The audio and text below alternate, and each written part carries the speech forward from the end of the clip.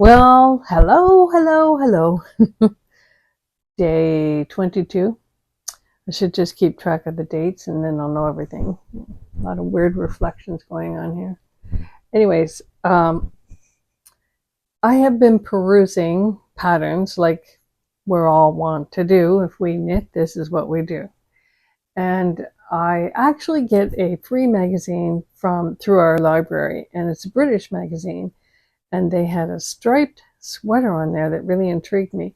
Now, everything inside me said, don't buy the pattern or don't get the pattern. And actually, the pattern is free. So then I had to say to myself, don't be knitting it up, right? Just because I don't have a lot of good luck with patterns, but I do have more luck with just creating my own thing, starting from the bottom, 100 or 210 stitches, whatever, working with DK, knitting up so far. And if you've watched my previous videos, you've heard me say all this before. But I know how deep to make the body, and then start dividing front and back on straight needles, and then joining at the shoulders and finishing the neckline and the sleeve line and sometimes the bottom line. But I was intrigued by these stripes. So I actually have some, they call this denim. I love this cotton. And it's called denim, blue or dark denim. Okay, I'll go for that. And of course, then I have green left over. So I love this cotton. And then I got this idea. I thought, well, okay, I want to make a striped sweater, but here is my sort of like, what would that look like?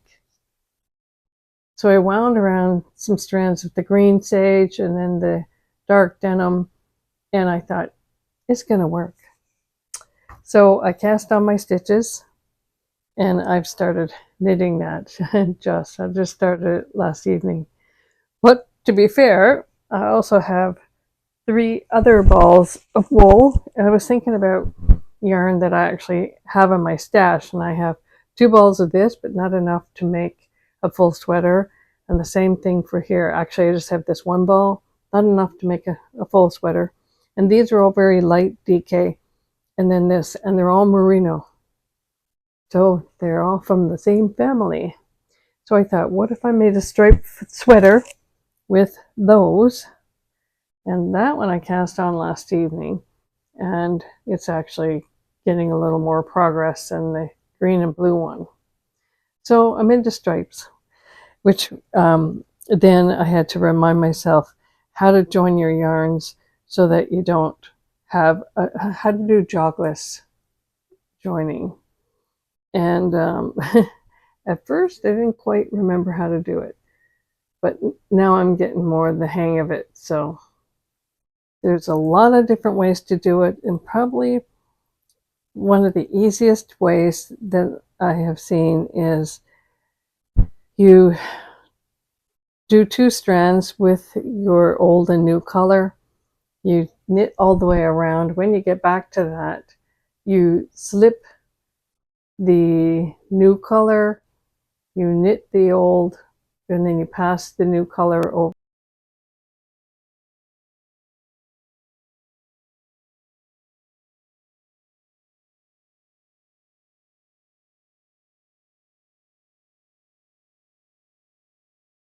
Or I might have this wrong.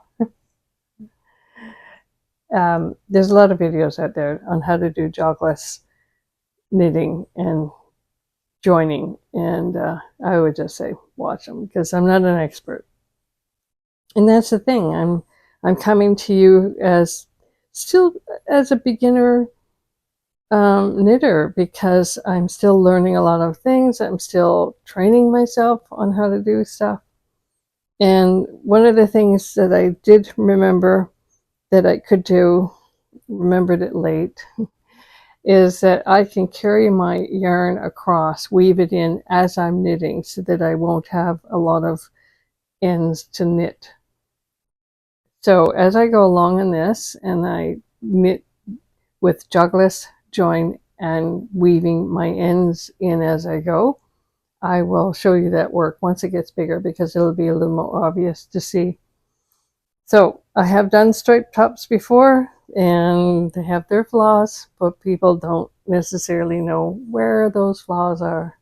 So I like these colors and I'm doing the darker blue first, then alternating with white because I do have about 3 or 4 balls of this and it's easy to pick up.